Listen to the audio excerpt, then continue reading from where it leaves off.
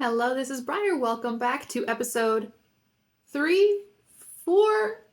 I need to figure out how I'm numbering these. But welcome to the next episode of my Nano Beats series, where we're examining the act of writing NaNoWriMo through the lens of the story structure from Save the Cat Writes a Novel. So far, we have covered the opening image, the theme stated, the setup, and the catalyst. Today, we are going to end Act 1 by talking about the debate, and we're going to roll a little bit into Act 2 by talking about the break into 2. If we were to break the 30 days of November into something along the lines of the 3-act structure, I think Act 1 would be the first week, Act 3 would be the final week, and the solid 2 weeks or so and change in the middle would be Act 2. Because Act 2 should, of course, be the largest, it's the most interesting, it's where everything happens. Act 1, we're in the normal world. Act 3, we're in the return to the normal world, the build-up, climax, whatever, blah, blah. And Act 2 is where all the fun things happens. So let's get into what it takes, what beats lead up to Act 2. So we've established our character in Act 1, their normal world, their flaws, their wants, and hinted a little bit at what they actually need in order to grow through our theme stated. And at the end of the last video, we talked about the catalyst, that being something happens to our character that's going to upset everything that they have known up to this point, and they're going to have to react to it, which is our beat number 5, the debate.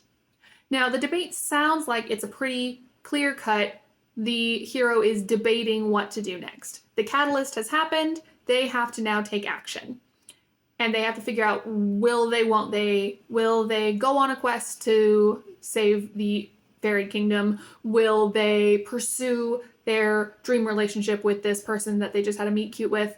What's going to be their next action? The debate is sort of the processing beat.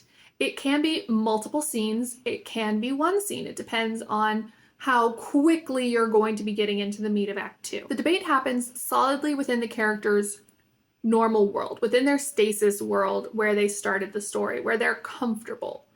But they're seeing the cracks in that comfortable world. They're seeing that something has to change, that it can't stay the same forever.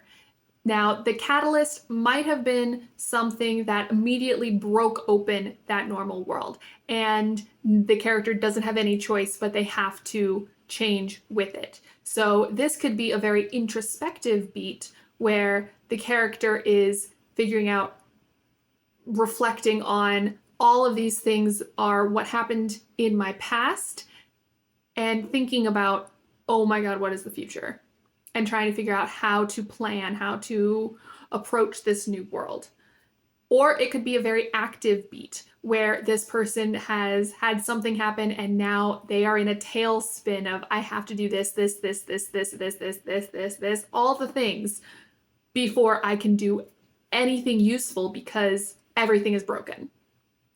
So the debate is really the character realizing that their comfortable stasis world of Act 1 is never going to be the same. So I think the debate is one of my favorite beats because it really is that self-reflective piece of, oh God, what's going to happen now? And it can be big, it can be small, but it's your character realizing that they have to do something.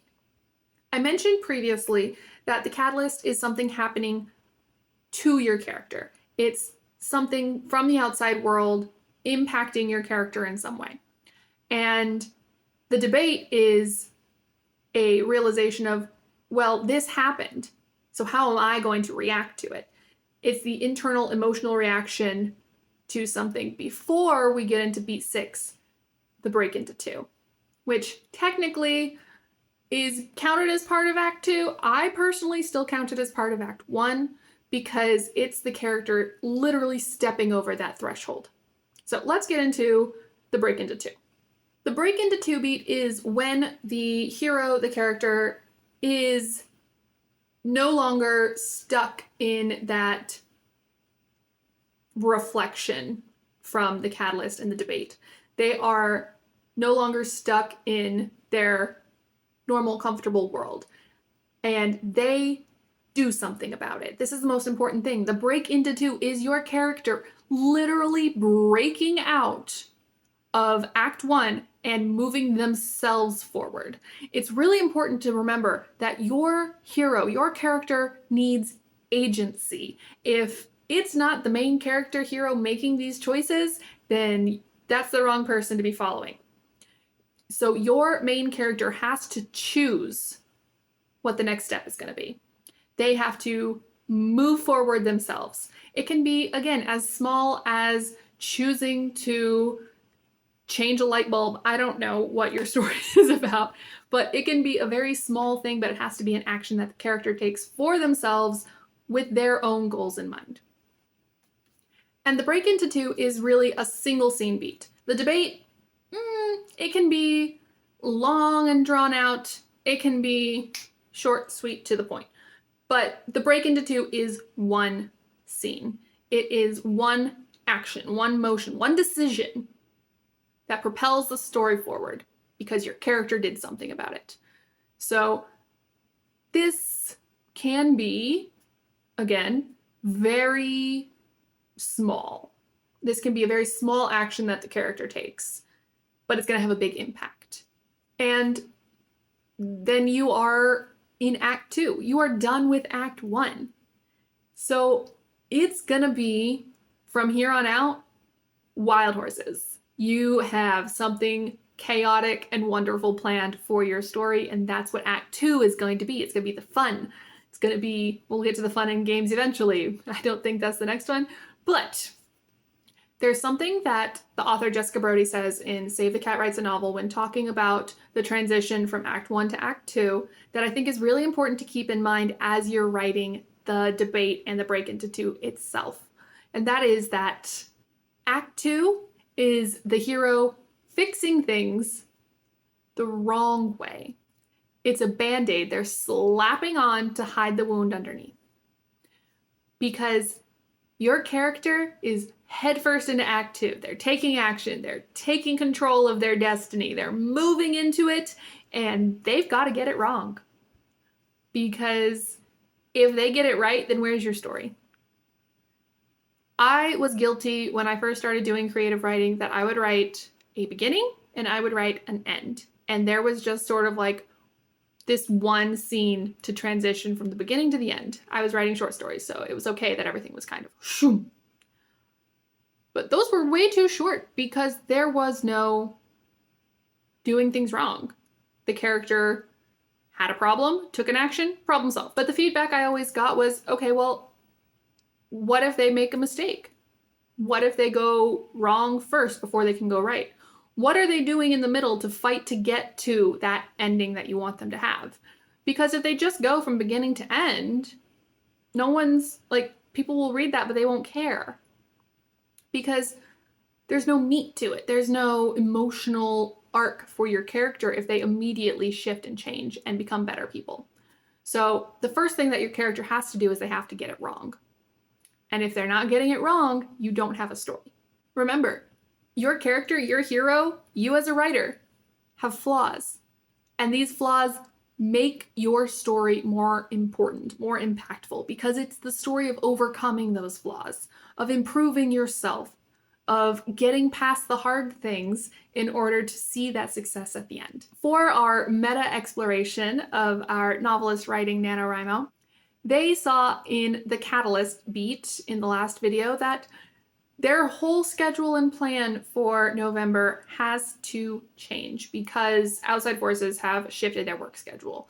So suddenly everything's going to implode. They have to have a debate. What are they going to do? How are they going to approach this change in order to get over it and still try to reach their goal of 50K in a month? And they're then going to have to make a change in order to continue moving forward.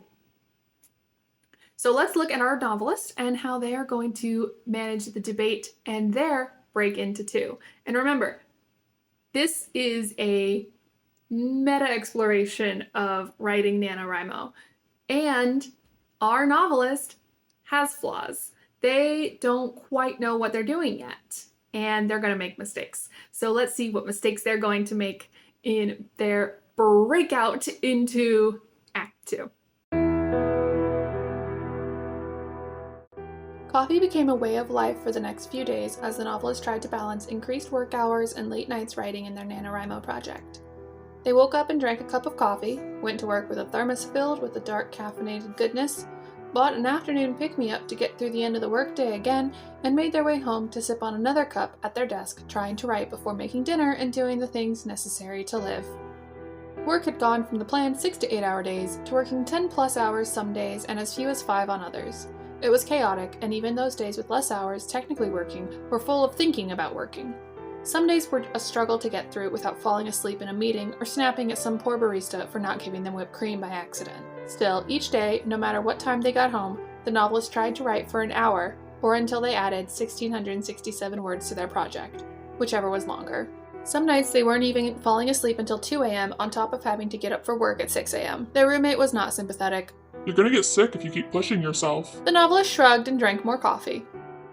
Until 2 days later, on the first day they had off work since November started, they slept through all the alarms they set to try to get up and write. They slept through the whole morning and woke up feeling like they had been hit by a truck. They coughed and sneezed and ached so much their roommate actually came to their bedroom door to check on them. You're sick.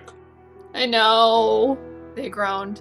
Take the day off from doing anything. I'll order takeout and we can veg on the couch and watch HGTV shows. Just give yourself a break. I don't want to quit again. You're not quitting if you get back to it once you feel better.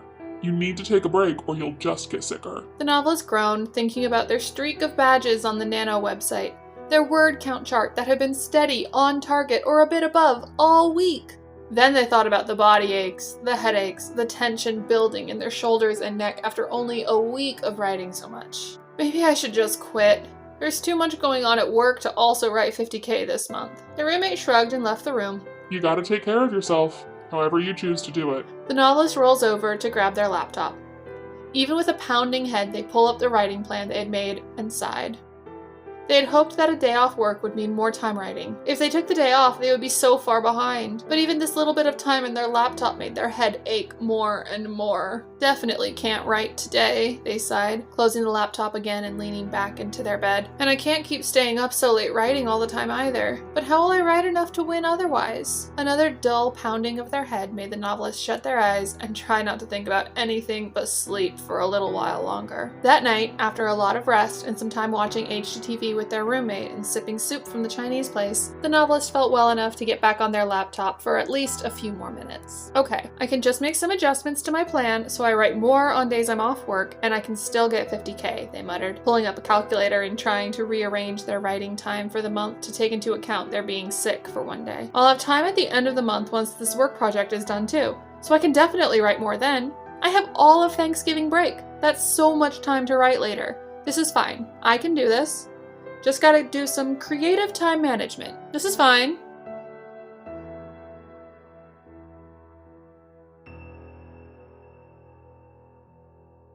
Oh dear. Well, that's where we're leaving our novelist today. I hope you have been successful in completing Act 1.